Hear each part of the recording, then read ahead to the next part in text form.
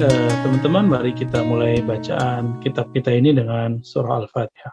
Bismillahirrahmanirrahim. Alhamdulillahirabbil alamin, arrahmanirrahim. Ya kun ya nasin siratal mustaqim. Siratal ladzina an'amta 'alaihim ghairil maghdubi 'alaihim waladdallin. Amin. Imam Ghazali mengatakan ayyuhal walad. Nah, halaman 117 ini saya begedein ya. Yanbaghi laka ayyakuna qauluka wa fi'luka muwafiqan lil syara'. Hendaklah, kata Imam Ghazali, ayyakuna qauluka wa fi'luka. Qaul itu perkataan, fi'il itu perbuatan. Ini qauluka wa fi'luka. Muwafiqan, berkesesuaian dengan syariat. Jadi pesan beliau pada bagian ini adalah perkataan kita, perbuatan kita sesuai dengan syariat. Izil ilmu, syariat itu ada macam-macam hukumnya, ada sumber hukum Al-Quran, Sunnah, Ijma', Qiyas, dan beberapa bagian-bagian yang lain. Lalu beliau mengatakan izil ilmu, karena ilmu itu wal amal bila iqtida'i syar'i dhalalah. Ilmu tanpa petunjuk tanpa mengikuti kepada asyara' itu dhalalah. Nah, jadi teman-teman, banyak orang menuduh Imam Ghazali ini ahli bid'ah, terutama anak-anak baru ngerti ilmu lah, ya, baru ngerti ilmu beberapa, berani ngata-ngatain Imam Ghazali.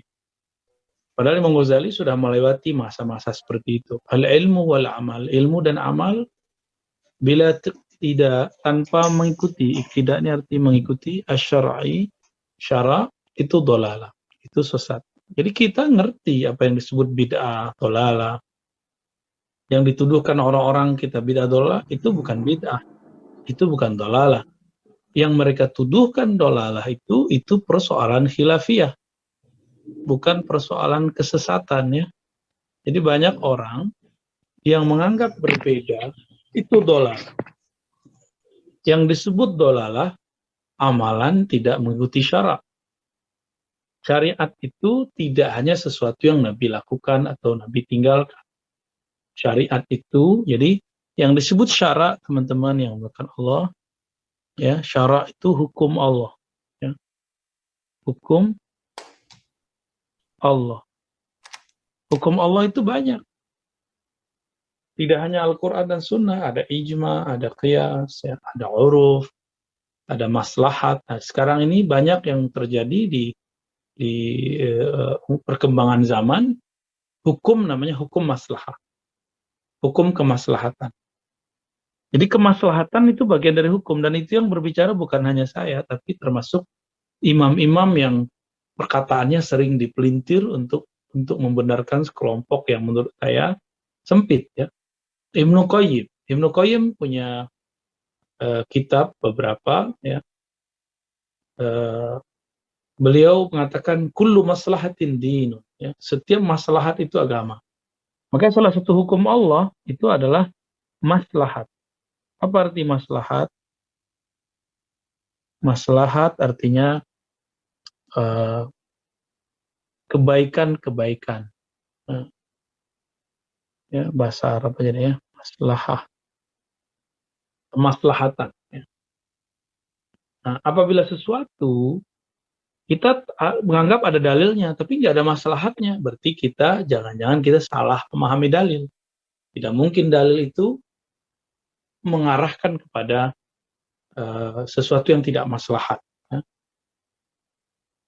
Ketika kita dulu beragama biasa, ngikutin model-model yang biasa, kekeluargaan kita terjaga, saudara kita baik-baik aja, kerjaan kita baik-baik aja, tiba-tiba kita belajar satu pemahaman, lalu kita nggak baikan dengan keluarga, kelahi, ya, perang mulut, jidal di grup, tidak membangun silaturahmi dengan orang sekitar, berarti ada yang salah.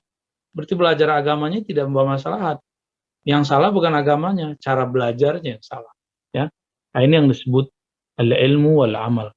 Ketika orang belajar agama, dalam agama disuruh membangun silaturahim, tapi ternyata dia belajar agama tidak membuat dia menambah silaturahim.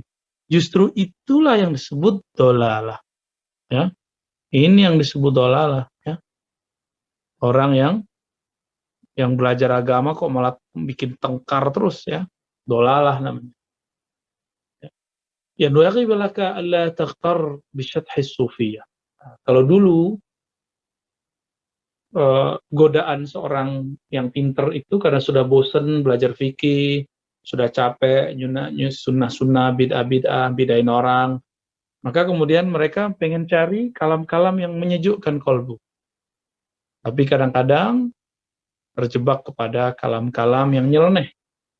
Maka di sini ada kalimatnya, yan bagilaka, sepantasnya bagimu alla takhtar, jangan tertipu bisyadhi, dengan syadh. Syadh itu artinya kata-kata yang keluar dari mulut seorang perindu dalam tradisi sufi. Kalau orang lagi jatuh cinta tuh kasmaran, nah itu namanya syatahat. Kita sebut juga dengan kalam-kalam saat ekstase, ya, kalam ekstase. Kalam-kalam lagi mabuk gitu, lagi mabuk zikir, mabuk mabuk tauhid. Nah, biasanya kalam ini dinisbatkan ke sufi wa tamatihim dan kelompok-kelompok mereka.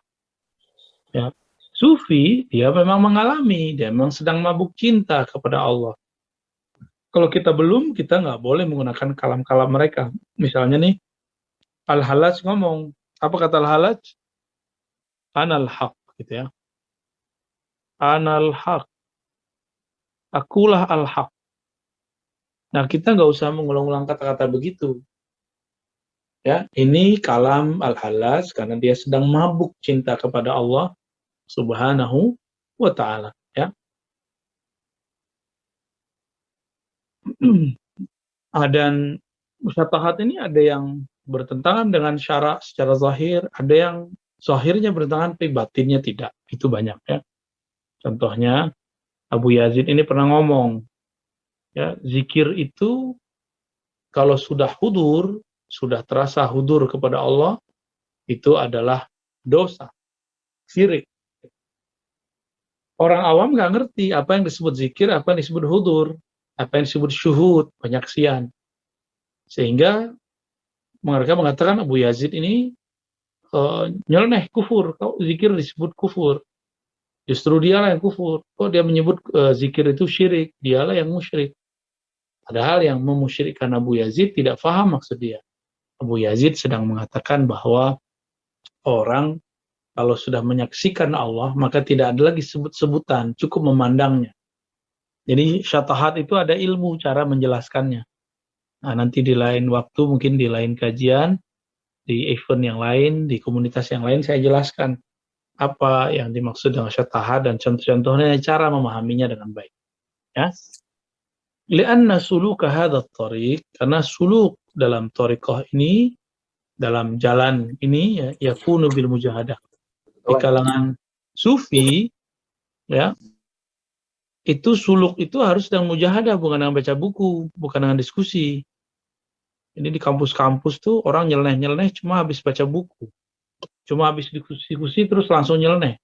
Padahal suluk hadat tariq, kalau ingin berkalam seperti para sufi, harus mengalami apa yang disebut mujahadah. Baru kita memahami apa yang dimaksud dengan kalam Abu Yazid tadi. Kenapa Al-Hallaj ngomong anal haq, akulah al-haq. Kenapa Al-Hallaj ngomong ma fi jubbati ilallah, tiada dalam jubahku kecuali Allah. Itu ada penjelasannya semua. Tapi kalau kita nggak ngerti, nggak pernah mengalami mujahadahnya, kita nggak akan paham, ya.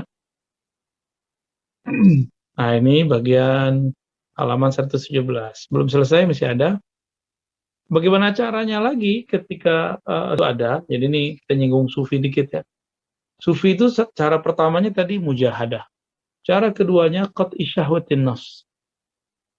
Cara kedua, ya. Ini dia cara keduanya. Cara kedua para sufi adalah dengan memutus syahwat jiwa. Nah, ini cara keduanya. Yang keempat, ini satu paket sebenarnya. Yang ketiga ya, qatli hawa, dengan membunuh kecenderungan hawa nafsu maksudnya. Syahwatnya nggak boleh dibunuh, cukup dipotong aja kemampuan dia.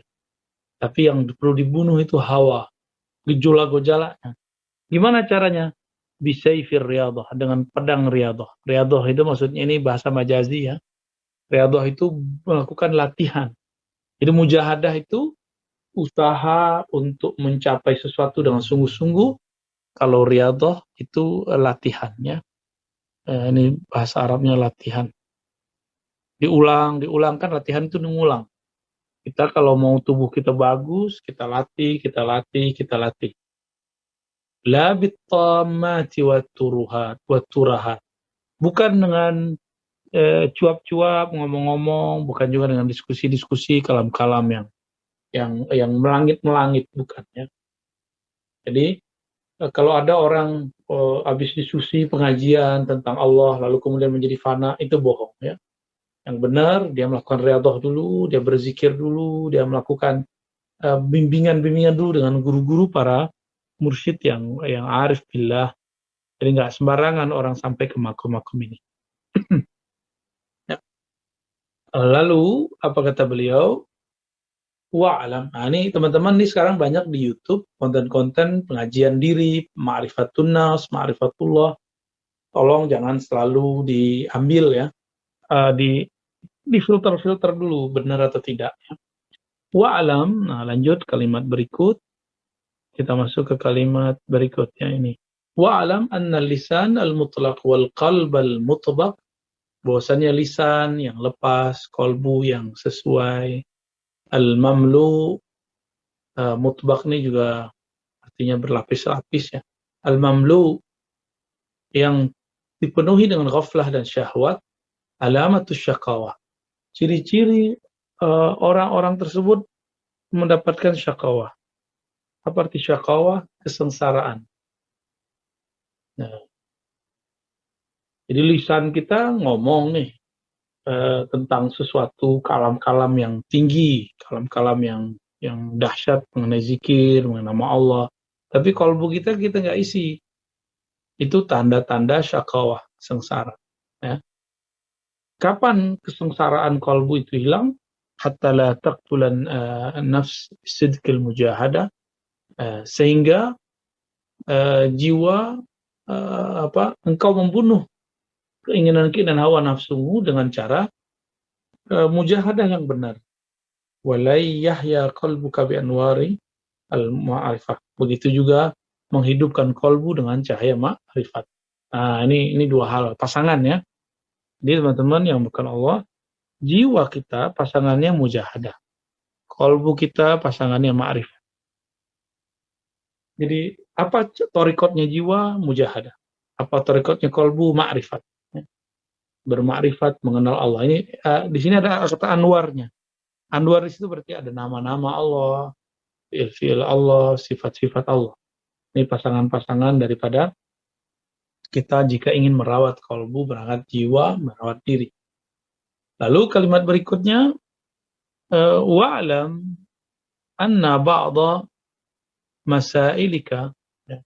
Ketahuilah bahwasannya sebagian dari pertanyaanmu itu allati sa'altani anha, yang engkau tanyakan kepadaku mengenai pertanyaan tersebut, la yastaqim, tidaklah dapat utuh jawabannya bil kitabah wal qaul, cuma dengan menjawab berdasarkan tulisan ataupun perkataan.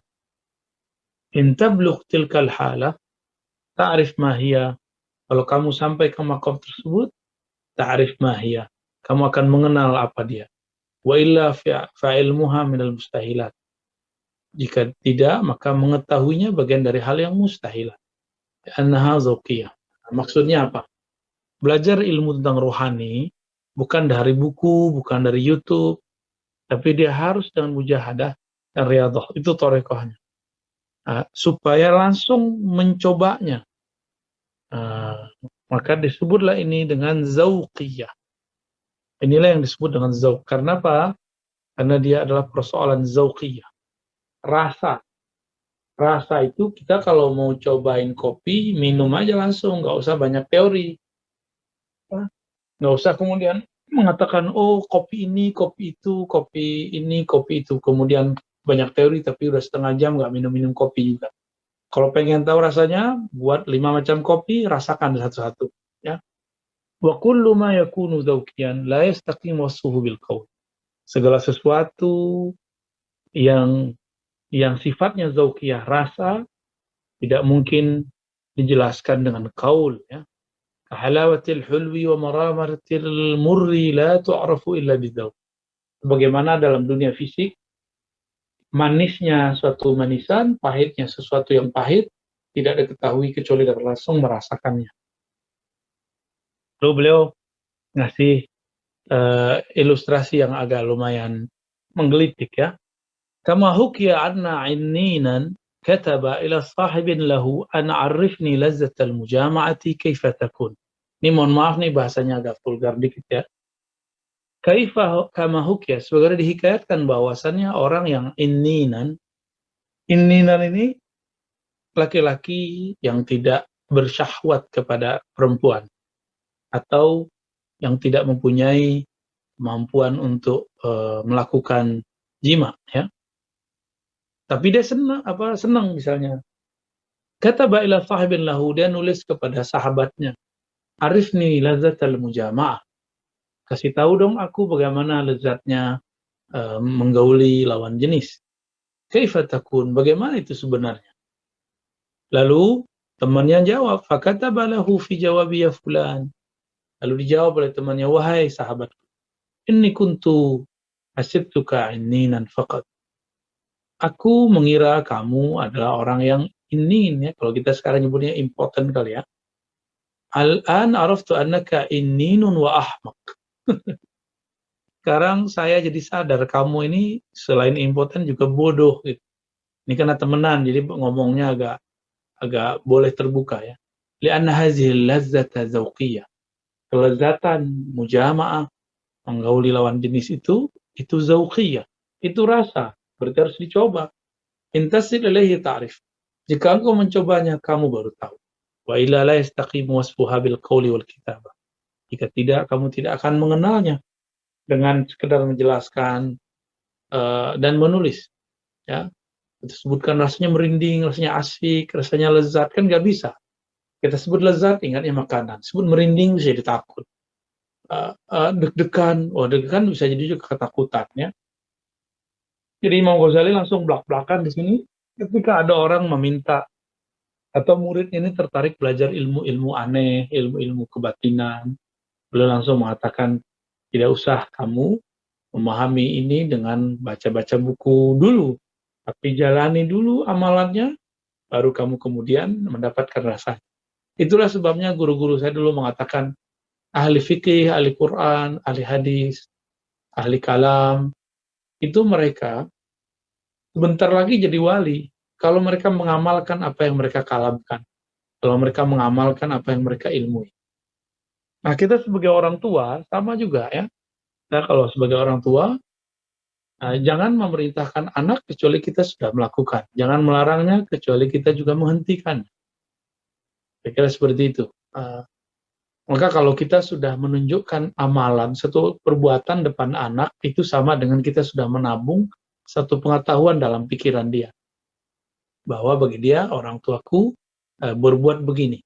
Misalnya, kalau kita mendengarkan orang ngaji, sholawatan sebelum maghrib, kita kemudian meninggalkan aktivitas. Kita nggak main handphone, kita nggak nonton, kita ngomong kepada anak, oh selesai gitu, ya. Nanti anak-anak kita akan ingetin. Abi, ayah, papa, sudah mau maghrib, tidak boleh nonton, itu saat. Ya, nanti akan jadi semacam amalan-amalan yang itu menjadi praktek dalam dunia sehari-hari. Baik. Keberkahan itu dimulai kepada orang yang bangun di malam hari dan yang bangun sholat subuh berjamaah. Nabi mengatakan, Innallaha yuhibbul witra. Allah mencintai witir. Maka kata Imam Sya'rani, jika ingin tidur malamnya dalam keadaan berkah cinta Allah, maka berwitirlah